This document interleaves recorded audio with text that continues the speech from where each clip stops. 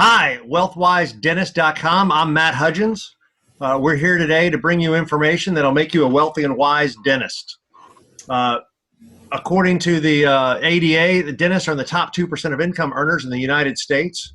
But also, according to the ADA, only 4% of dentists can retire when they want on their own terms and maintain their current lifestyle. And we're really here to change that by bringing you experts like our guest here today, Carol Abbott.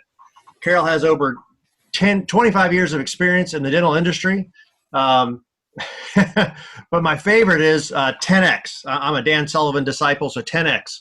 So she was a managing partner of a dental practice that she took from $600,000 to $6 million in production. And that's all you got to tell me. To tell me how to make 10X. So Carol, tell us a little bit about yourself and personally and about your business. Okay, great. Thanks so much, Matt. Great to be here. Starting with myself, healthcare strings through all of my professional life. Started out, studying it in school, was in the computer industry for about 13 years and working with big corporations, but as well working with large healthcare organizations and bringing computer technology to the service of increasing, optimizing operational performance in those healthcare organizations and focusing on the patient experience. So I went from that focus in my life to working with my. So I went from that great corporate experience working with Fortune 50 companies, working and optimizing performance in my Fortune 50 clients and customers, as well as working with large healthcare organizations, to bringing that experience to my ex-partner in his dental practice, and really just constantly asking what great concepts out there. They're working in corporate America. Why can't we bring those concepts to the running and growing of a dental practice? This dental practice was operating already at a very healthy level with a very skilled dentist who had great people skills and was had clinical excellence at the top of his priorities, and was a very efficient deliverer of healthcare services. And it was doing fairly well. It was doing about $600,000 at the time that I got engaged with the practice. And I just showed up at that practice every day saying, what can we do? What can we do? And just taking an honest, perhaps even naive look at it. Sometimes naivety is a great source of inspiration, right? Why not? Why can't we be more professional about our marketing and really take a more corporate approach to marketing, internal and external? Why can't we look at our people, every single one of them, and ask the question, how can we make them better? How can we invest in them so that they will return that investment to our team every day? Why can't we bring digital technology to the operation of a dental practice? I had been engaged with one of the first electronic medical record implementations in the country on the technology side when I was in the computer industry, so I was already there and ready to take this dental practice to digital. In fact, I took them there before just about anybody was thinking about paperless charting in 1999. When everyone else was thinking about Y2K, I was thinking about we're going chartless on January 1st, 2000. And that was great fun. And just really looking at operational efficiencies. How do we define our clinical protocols? And we really were driven to do that, in fact, in order, at some level, in order to go chartless and do it the right way. But still, how do we define and refine those clinical protocols? And, how do we really make the patient experience, overriding everything? How do we every day remember who our customer is and where our business growth will come from? I have to say that one of my clients when I was in the computer industry was Coca-Cola. And I had the privilege of really working inside their business from the technology side, but still you're exposed to everything that is the priority, that are the priorities at Coca-Cola when you work intimately with a business. And they had a constant improvement program that the acronym was CPE. And it stood for Constant Pursuit of Excellence. And I carried that with me out of that experience with Coca-Cola to everything I've done since then, really. And not that I didn't have inspiration from other wonderful corporate resources or sources during my career, but that one just stuck with me. And the reason it stuck with me is because that excellence term is, you define it for what you want it to be, and it can be as big as you want it to be, right? And then I also like the constant part of that motivational phrase, if you will, because it means you're never done, right? Every day, right? Yeah, every day you show up and you've got a new challenge. You've got a new, if you will, a banner of excellence in a different area that you can be constantly pursuing. Right. So that was powerful for me. The other, I have another inspirational source. When I was in the computer industry, the big boy was then and still is IBM. You would think that IBM 100 years into their business would know that they've got to focus on their customer every day. Well, during the course of the time frame that I was competing against them, and oh, by the way, beat them frequently, they had a year where they knew they were getting out of touch with their customer. They were losing market share dramatically to folks like me. And so they launched at the beginning of a year in that span when I was competing against them, a campaign, an internal campaign, and they called it the Year of the Customer. Imagine that a company as big as IBM has to remind themselves that they're in business for the customer, and they've got to put a program in place that reminds all of their team that that's what they're there about. The Year of the Customer, every year should be the Year of the Customer, right? But they had fallen so off track that they had to be very, very intentional and time frame oriented about it. So I bring that to the understanding that in dental practices it's easy to lose track. We get caught up right in what's not working operationally, or what people problems we might be having, or if there's a financial struggle at the moment. We lose track of what everything needs to revolve around, and that's the patient and the patient experience. And I think that was what was most powerful about the success that we had in the practice that I ran, was we were all about the patient experience. And if we ever had to decide between investing in a piece of technology that was purely razzle-dazzle technology versus something that would truly serve the patient, the decisions were often very easy. What can we invest in that serves the patient? So that's kind of where I come from, personal background wise. I've had the privilege of joining forces with Fortune Management. Fortune Management is a national consulting and executive coaching company, practice management consulting, and Fortune Management's been doing that for over 25 years. Actually, this is our official 25th anniversary. Fortune Management focuses on operational excellence. We have our own internal acronym called CANI, C-A-N-I, constant and never-ending improvement. You see that aligns with that Coca-Cola constant pursuit of excellence very beautifully. But we are definitely committed to ongoing work in optimizing the operational resources of every practice we work with. what makes us different from the other folks in the industry who do that, the other consulting groups in the industry who are focused on dentistry, is that we are equally focused on the personal development side, the leadership development side, the team collaboration development side of growing and sustaining a practice.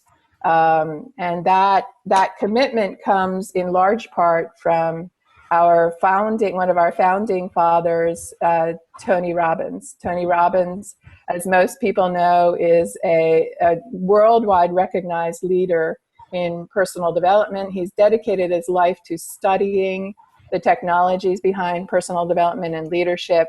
And he brings that study, that technical study and commitment to all of the work that he does. And he brought that to the two dentists who actually began the work that Fortune Management is doing today, crossed paths with Tony Robbins. And Tony loved the work that they were doing and knew that he could add value to that. And so that's really at the heart of the work that we do. And we wouldn't be Fortune Management if we weren't committed to that. And I knew this when I worked in the practice, when I grew the practice that I grew, that people were absolutely the driving engine behind the success of that practice. And I knew that the bigger the practice got, the more significant that element of the success of the practice was, i.e., the development of the people, the growth of the people, the rewarding of the people, contributing to their own personal definition of success.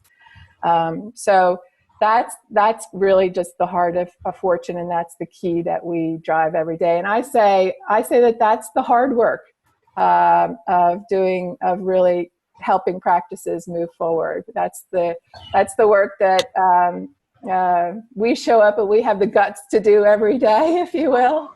And that for me is one of my goals, is that when I leave a practice, they have sustainable tools and they have sustainable operations. And I know that I can go in and I can move some pieces around, and I can fine tune some aspects of the practice, and we could put some new systems in place, and we can measure the numbers. And as long as I'm there, we can be having an impact. But if I haven't done the people work in that practice, if I haven't done the leadership development, not just with the owner, but also with the leaders of the portions of the practice, I brought them up to a functional leadership role. If I haven't done that work, then when I leave, what happens, Matt? When I leave and I haven't done the people work, you know what happens, right? That's exactly right. It's not sustainable. Right, exactly. So that's really a good snapshot of the work that we do at Fortune. All right. Well, that is a great introduction, and you dropped about 10,000 value bombs on me. So let me kind of summarize what I got out of that, which was fantastic. So one of the things you said back at the beginning was intention. It's talking about having an intention. Your intention is to grow the practice. You started with a plan. You started with an idea of, hey, let's see what's working in the large corporations, and why not apply that to dentistry? One of your key focuses throughout your own personal and in Fortune, which was the patient is the client. It's all about the patient experience and anything we can do to enhance the patient experience. And you gave your two examples about how Coca-Cola, CPE, constant pursuit of excellence, and IBM, which theirs was the year of the customer, that even those two great Fortune 500 companies have to remind themselves that the customer is king, the client experience. And you have your own constant and never ending improvement. Same. And then last two value bombs, which I love, Tony Robbins. You guys are all about personal leadership and development of both the individuals and the team and the dentist as a whole, and that your idea is the people drive the business, and that you want to enhance these people to make it so they can do it on their own even when you're gone. You want sustainability. So all kinds of value bombs there. So sorry, it took me a while to sum all those up, but I'm so excited. All right. So let me change the subject here. So my first question to you, I love to start out with a positive focus. We had a lot of positives in that last little segment, but let's talk about the positive focus here. Tell me what the 3 things that you think dentists are doing well. When you go into a practice, you can look at a dentist and say, hey, these are some really good things that these guys are doing. Give me those 3 examples. Okay. I think that they're in general recognizing that they have to become more competitive. So the dentistry that is being, the dental practice that exists today in general is not the dental practice, doesn't look very much at all like the dental practice that existed, I'd say even just 2 decades ago. And to some degree we have, I believe we have corporate dentistry to thank for that. To some degree we have really an explosion of new technologies. And as well as a shifting of what the specialist's role is in a general practice these days. So all of those, I think, have come together to encourage individual dental practice owners to think outside previous boxes. And the competitive aspect, the corporate dentistry drive, I think has driven dental practice owners in a variety of directions. One is just recognizing I've got to compete, and that word really wasn't, for most dentists in America, that word was not part of their dynamic, right? And anywhere else in small business in America, it's absolutely core to daily survival for so many, but in dentistry, it wasn't. For the most part. And now, because,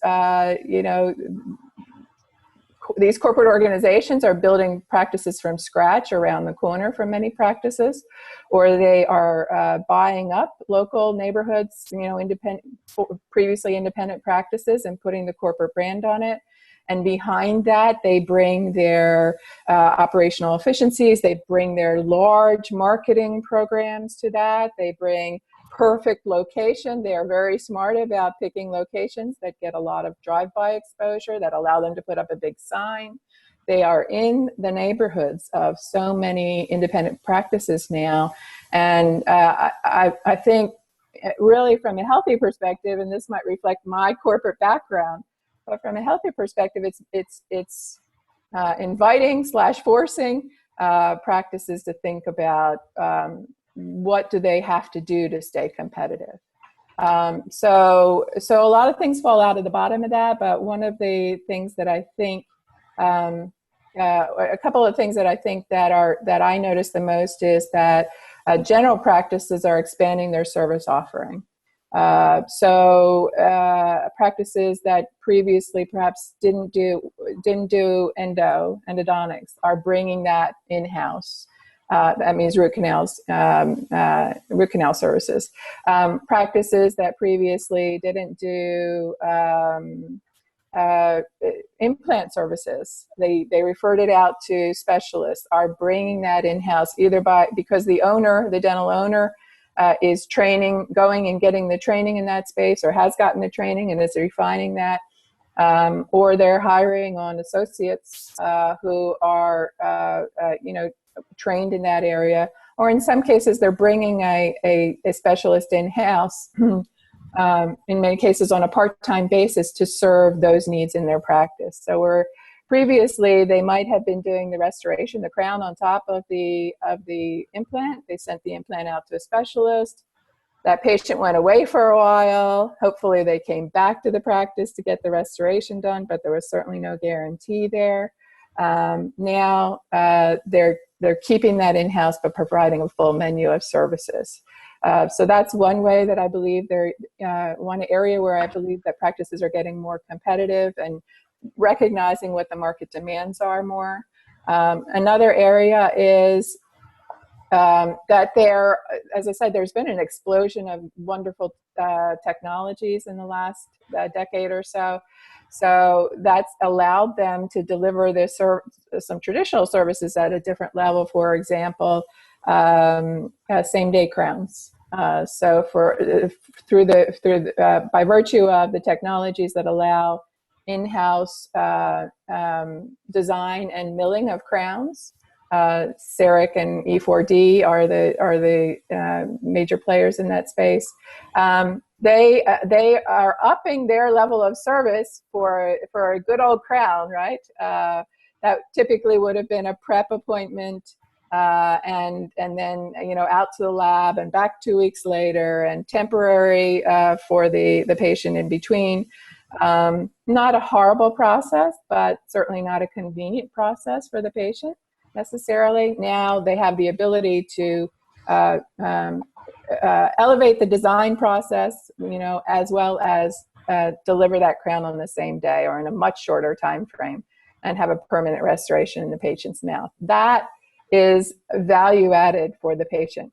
It's an investment on the part of the practice, but my experience is that most practices who have brought that in and committed to the training and committed to offering it to their patients are realizing a real return on that in terms of the patient experience, right?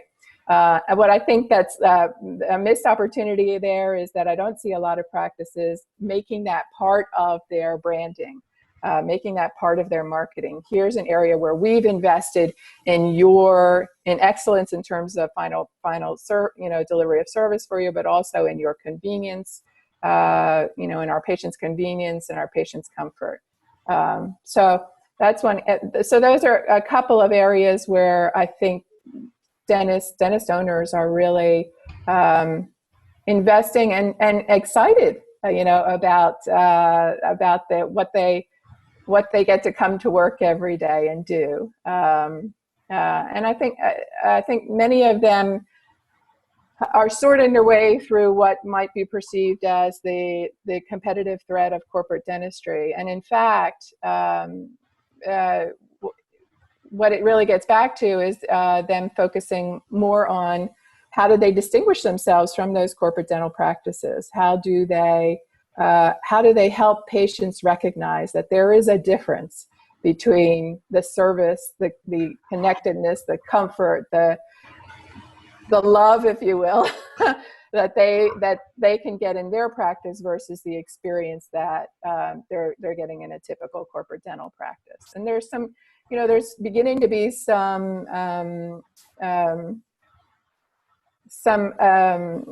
anecdotal information, stories, as well as I think some surveys in the industry that are empowering that distinction. That the stories that are coming out of the dental or the corporate dental experience are not often good, or often not good, if you will. Right. And so that gives the practice the opportunity, an independent practice, the opportunity, or a smaller group of practices, if you will, the opportunity to say, hey, you don't have to settle for that. We do it differently here. We always have done it differently here. But now let us tell you how. So that's good. I like that. So if I had to summarize what you're saying, positive focus is that the corporate environment has actually made them more aware of competition and got some of these guys excited. And you're the expanded service, better client experience, the use of technology. Your example was the crowns are getting done in same day as opposed to a 2-week process. Right. So that leads right into my next question, which would be, okay, tell me 2 or 3 things the dentist could work on. And I'm going to give you already gave me a couple of the answers already, right? You're saying they need to make part of their better service part of their marketing plan. And how are they going to distinguish themselves? So talk a little bit about top 3 things that they need to work on. Okay. I would say, well, it starts with knowing what they want out of their practice. It starts with vision, right? And the dentist taking the time to really define what his or her vision is, and knowing, and that has a lot of facets in it. That's what kind of patients, what do I want my practice to look like? And some of the facets are what kind of patients do we want to serve? It's a big enough patient population that we can choose what we want that target patient, our patient family, if you will, to look like. We can choose whether we want to be cosmetic focused. We can choose whether we want to serve the lower end, economic end of the patient population. We can choose if we want to be kind of right in the middle, we want to be a practice that delivers mainstream dentistry, or a mix of the above. So I think that vision is critical. That vision is also about what kind of people do we want on our team? What do we want our team to look like? It's also about what do we want physically? What do we want our practice to look like? Where do we want it to be located? What kind of message do we want everything that we put out there about our practice to say to our patients? So I think it starts with that vision. And then really once the vision work is done, some other things that I think they need to focus on that represent opportunities are easier. One of those is defining and standardizing clinical and administrative protocols. I think that a lot of practices run fairly well without a lot of attention to standards. And I think that is the core of missed opportunities for many practices, because that is the foundation for communicating around the patient within the practice. So once we know what our standards are in the practice, it's very easy to consistently tell the patient, here's how we will deliver our services to you. Here's why we are delivering these particular services to you. Here's how we expect that treatment to go for you. Here's how we will collect. Here's how we expect you to pay for that treatment. Here's how we will communicate with you before and after the treatment. Here are perhaps even are some of the things we're going to, if you have a good experience, we're going to ask you to share your experience with us and other, the community.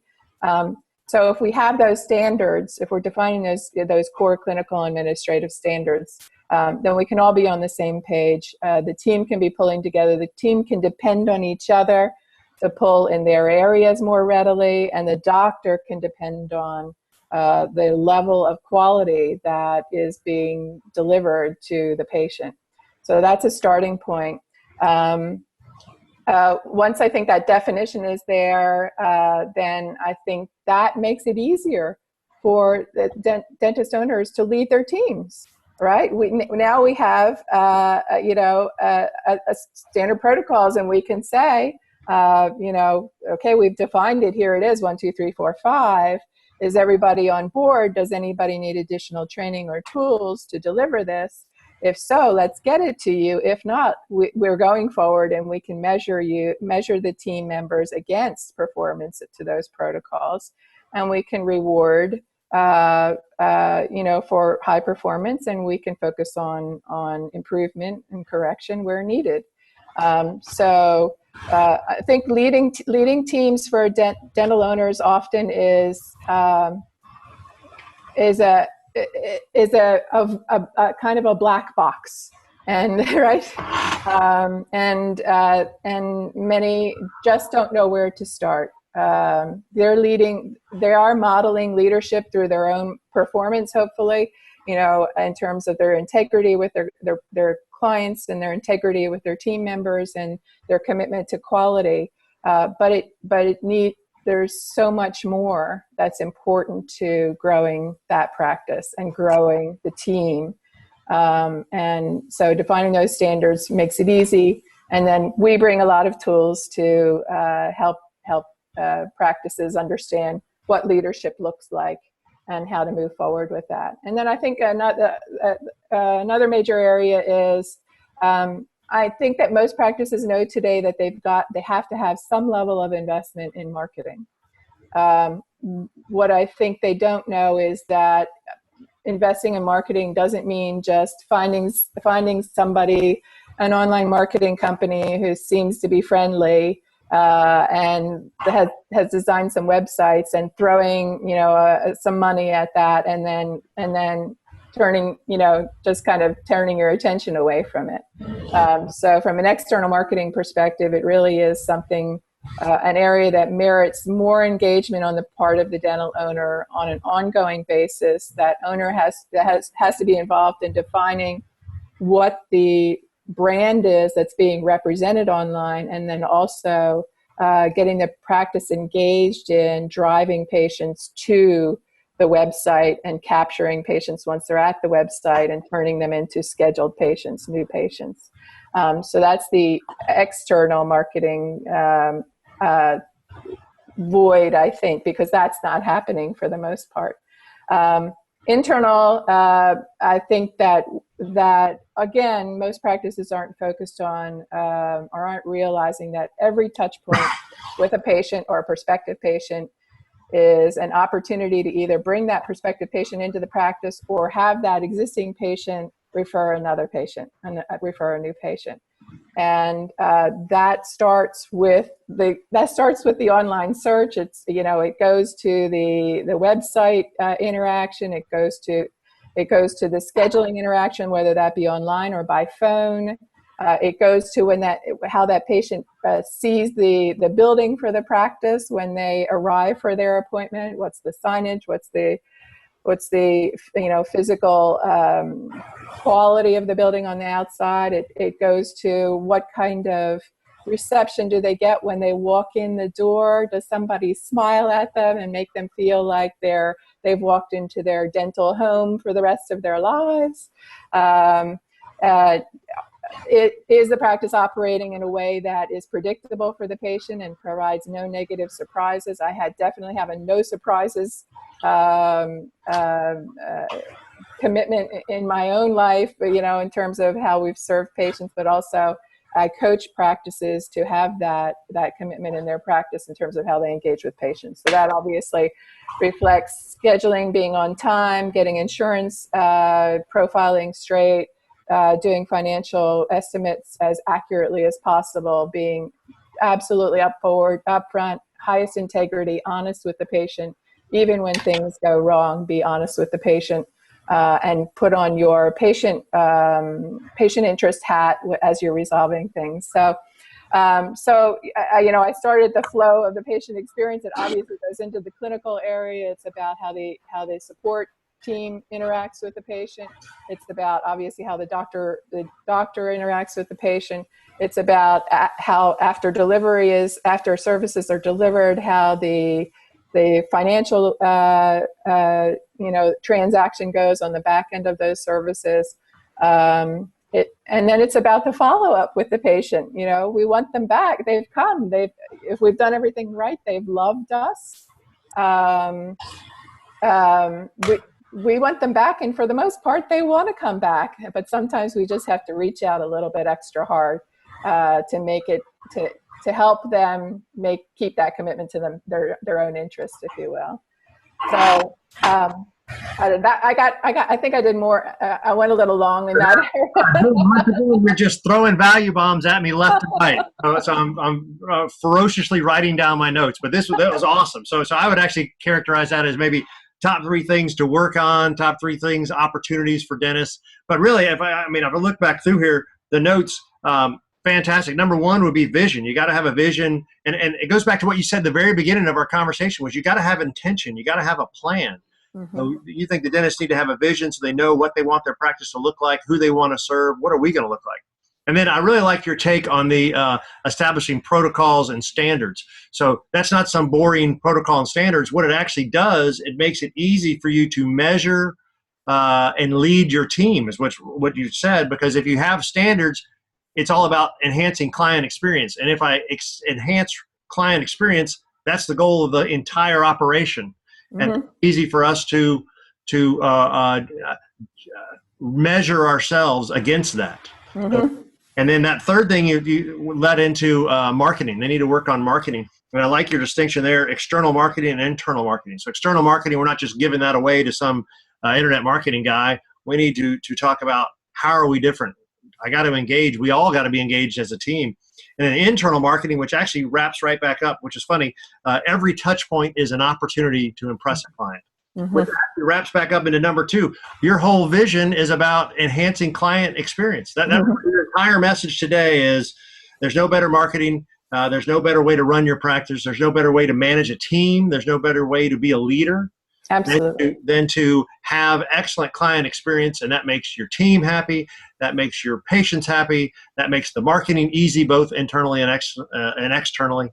So I love it. You kind of wrapped it all up for me. So that's awesome. So as we get here and we wrap up, so tell us where we can find you on the web and give us just one more value bomb. Just one more value bomb. Okay, one more value bomb. Find me on the web at fortuneatlanta.com. You can also get more information. That's my local website, and I serve the state of Georgia, basically. You can also get more information about Fortune Management and their broad coverage through the nation, as well as broad offering of services and events at fortunemgmt.com. I can also be reached by phone at 404-808-1468 directly. One last bomb. Don't underestimate, or absolutely value, should I say, the importance of pleasure in your practice. You referenced the happy. You brought up the happy word before, and happy is the value of happy is just endless, or pleasure is just endless. It's endless for the patient experience. It doesn't have to be a purely clinical experience. A lot of times we're focused on doing all the clinical stuff right, and all the financial stuff right, and we forget about that. People like to have fun in their experiences, and they even like to, they love being surprised when they have fun in their dental visit experience. So there are lots of ways, if we're willing to think outside the box, there are lots of ways to bring more fun and pleasure to the dental experience, the patient experience as they walk into and through our dental practice. So don't underestimate the value of pleasure for the patient. Don't underestimate the value of pleasure for your employees, your team members. Little things can contribute greatly to your team's enthusiasm about coming to work every day, and their commitment to making that the experience for the entire team a great experience. And guess what happens when they do that? The experience for the patient is extraordinary as well, because the patient gets that vibe. We all know when we walk into a retail operation, there are experiences on both ends of the spectrum, right? We walk in and we get a great greeting, and somebody actually, lines up to serve us in the way that we want to be served. And they're making eye contact with us, and they're saying please and thank you. And they're really asking us questions that help them serve us. That's a great experience, right? And then sometimes we walk in and nobody even knows we're there, or barely knows that we're there, or just asking us to check a box. And there's nothing about that experience that encourages us to come back, and certainly nothing about that experience that encourages us to walk out the door and say to our friends or our coworkers or our family, I just had the greatest experience I've ever had. When I developed the mission statement for the practice that I ran, lots of great elements, lots of defining elements in that mission statement. But the end of it was that our goal is to have every patient enthusiastically refer friends and family. I'm sorry about that. I'll do that again, okay, Matt? So I said, the end of my mission statement was, our mission statement was that the goal was to have every patient enthusiastically refer friends and family.